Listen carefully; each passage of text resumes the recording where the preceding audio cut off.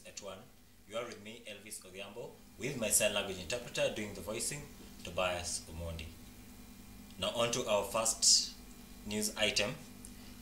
The African leaders' Nairobi Declaration on Climate Change and Call to Action was adopted on the 6th of September 2023 at the Africa Climate Summit in Nairobi. The declaration, signed by African leaders and high-level representatives, calls for urgent action to address climate change, which is already having a devastating impact on Africa.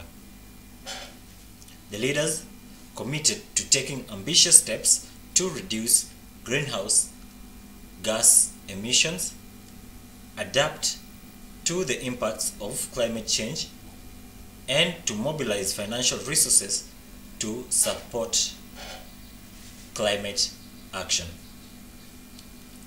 The declaration also calls for the international community to fulfill its commitments to Africa, including the pledge of $100 billion annually in climate finance. We are aware of the unjust configuration of multilateral institutional frameworks that perpetually place African nations on the back foot through costly financing, which plunge our economies into debt trap and deny them resources needed to mitigate and adapt in response to climate change. We demand a fair playing ground for our countries to access the investment needed to unlock the potential and translate it into opportunities. We are therefore determined to have difficult conversations, take hard decisions, and make uncomfortable changes to set international consensus on an Afrocentric and globally inclusive path into an African future. We have challenged the international community to exercise a level of imagination in governance and climate action that is commensurate with the imperatives to overcome the immense existential challenges of our time. Moving on to other news, WorldCoin has denied mining Kenyans' data for profits. The company has said that the data that was collected is being used to create a secure and private way to verify identities. Appearing before the National Assembly ad hoc committee, WorldCoin CEO Alex Blania said that the iris biometrics were obtained using a fraud-resistant approach that also preserves privacy.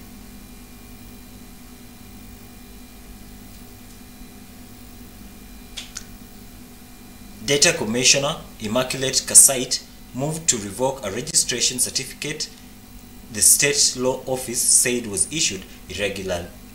However, the CEO revealed that they have been in partnership with various institutions in the country that has been conducting iris scans in Kenya since 2021. What transactions are you doing here? Because the others are just agents of tools of humanity. So what is Tools of Humanity doing in the Republic of Kenya? Why are you taking advantage of Kenyans? Why are you taking advantage of Kenyans? Why are you taking advantage of our students? And what is your real agenda?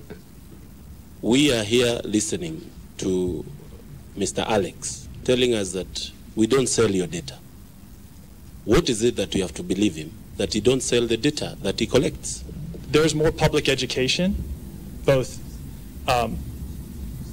with people in your capacities, with the public through media, and through other materials that we can provide at sign-up sites that I think are very important here. And that is an area where what we saw at KICC should have been improved. Moving on to other news.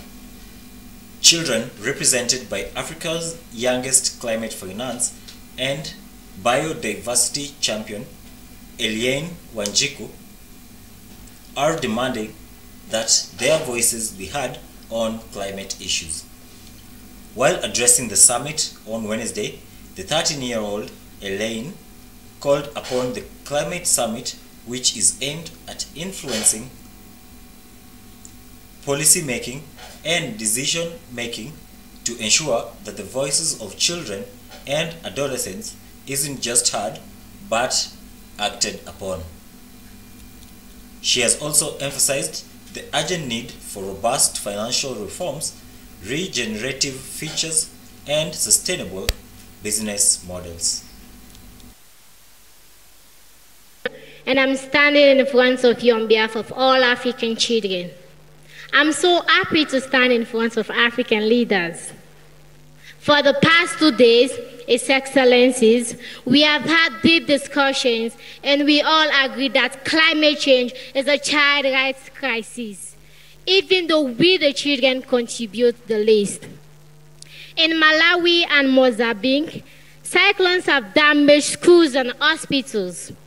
In Kenya, Somalia, and South Sudan, drought has caused girls to be sold into early marriage.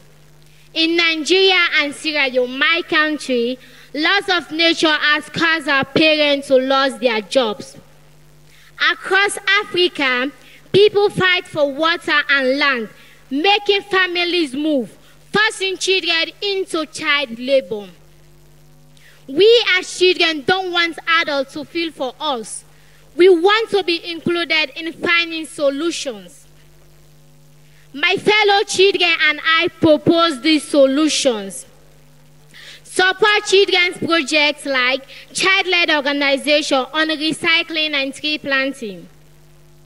Climate finance should support school feeding, not just food, but a balanced diet. We also need finance to keep girls in school, not in child marriage. Children are innovative. If you give us technology, we will give you the solutions for our water, agriculture, for our sanitation, and for child protection. And we need children in the climate discussion. We were not included in the planning of this summit. In the future, that has to change. President Ruto, African leaders, let us create an Africa fit for every child. And Santi would attend. Moving on to other news, Kisumu Senator Tom Ojenda and Lang'ata Member of Parliament Felix Odiwuor Elias Jalango have broken their silence after being expelled from the Orange Democratic Movement Party.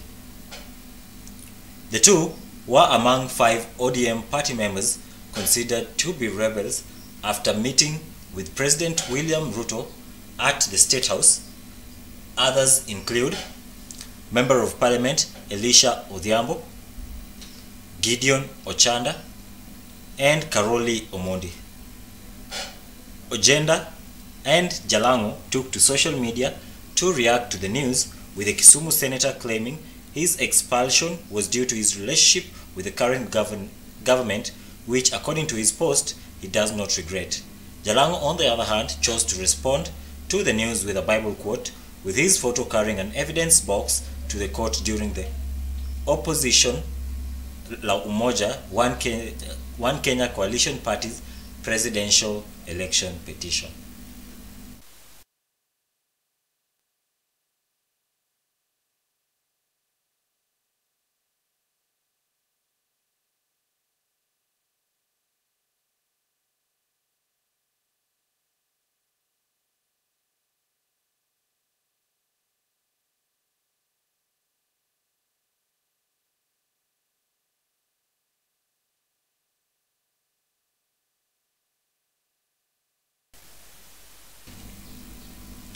Moving on to other news,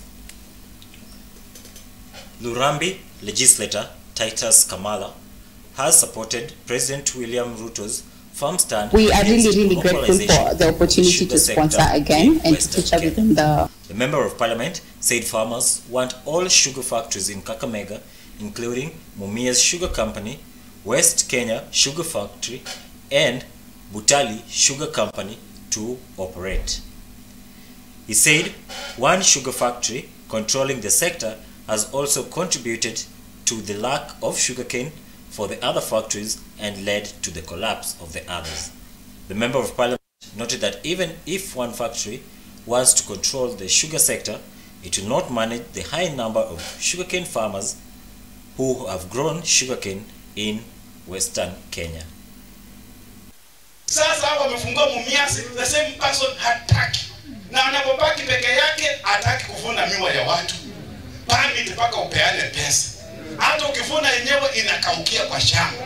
What we want, hatutaki monopoly. Tunataka mashini ya Butali ifanye, ya West Kenya ifanye, ya Mumias ifanye. Hili jengo tunataka ya kwamba iwe ni ya kuimarisha usalama. Iwe ni ya kuimarisha usalama wetu.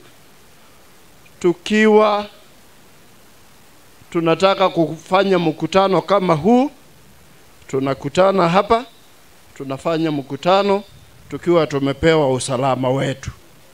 Lakini sio nyumba ya kushika watu, kufungia. Sawa sawa. Hatutaki iwe simbo ya ati watu wetu sasa wanashikwa. Tunataka iwe ni simbo ya peace and security.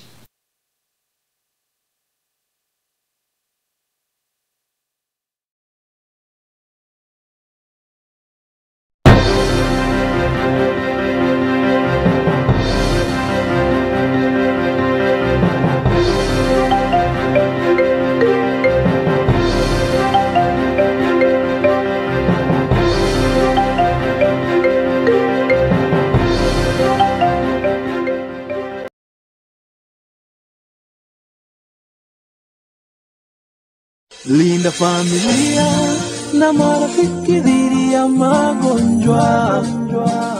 The UHC coverage journey is on. NHIF is working under the guidance of the Ministry of Health in the UHC Step Up, which presents an opportunity to secure Kenyans access to quality health services without suffering financial hardship. So take the bold step today and safeguard your families by enrolling to NHIF to ensure health for all.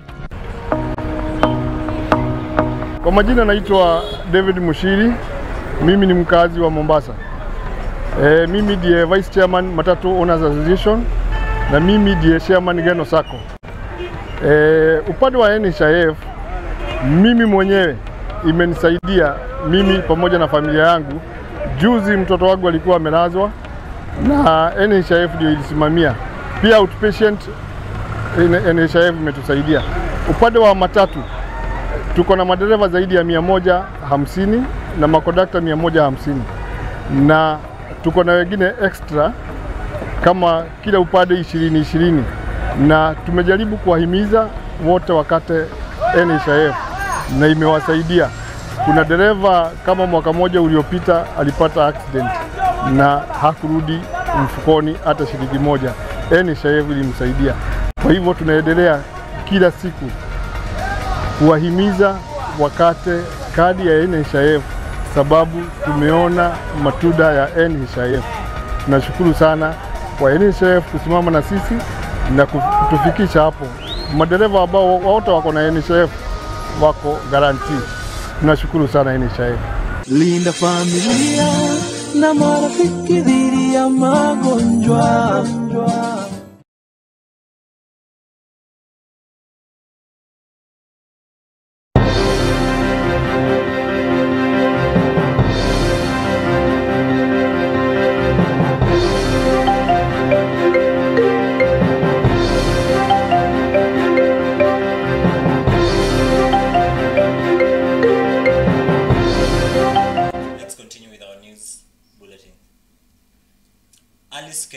A Jubilee-nominated MCA in Nairobi County, has had her nomination nullified by the High Court.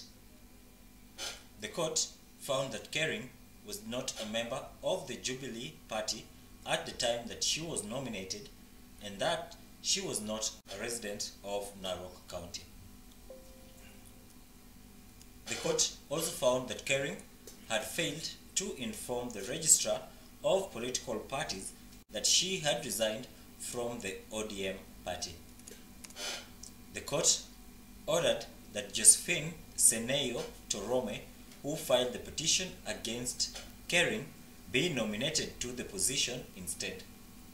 Torome had urged that Kering was not qualified, had argued that Kering was not qualified to be nominated to the county assembly because she was not a member of the Jubilee Party and was not a resident of Narok County.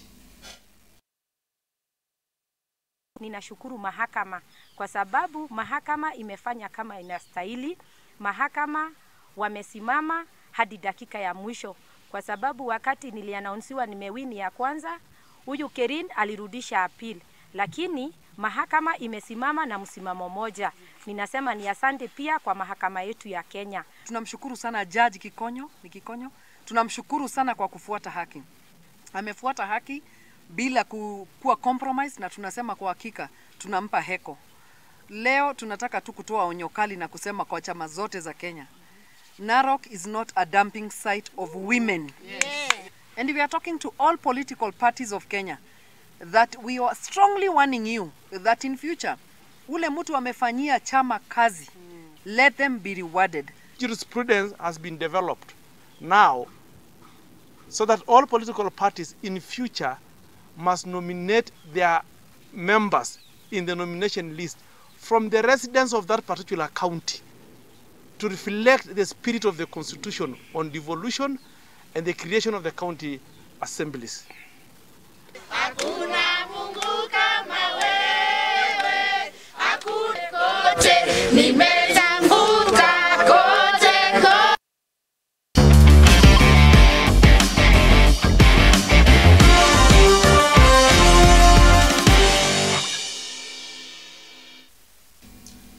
Now that's all for the news.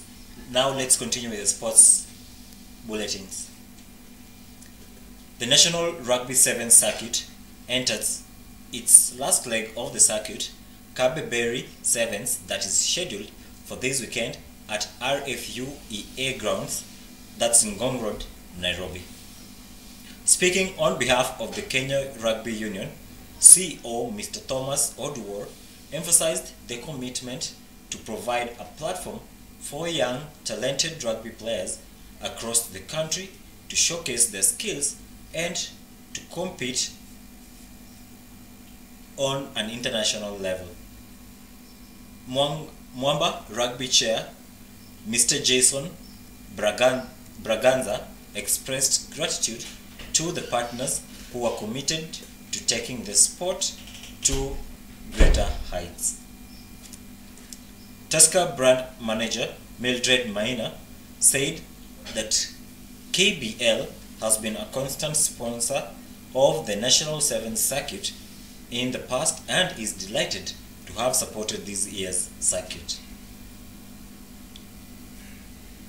We are really grateful for the opportunity to sponsor again and to feature within the circuits again, because as a tenant of Tusker, we really focus and plan to grow, or we have always grown and supported talent that is growing in Kenya. So that has been the ethos of this club, trying to push the boundaries, trying to make sure that the sport has always been inclusive, has always brought in everybody into the tent and never tried to have an elitist approach to the game.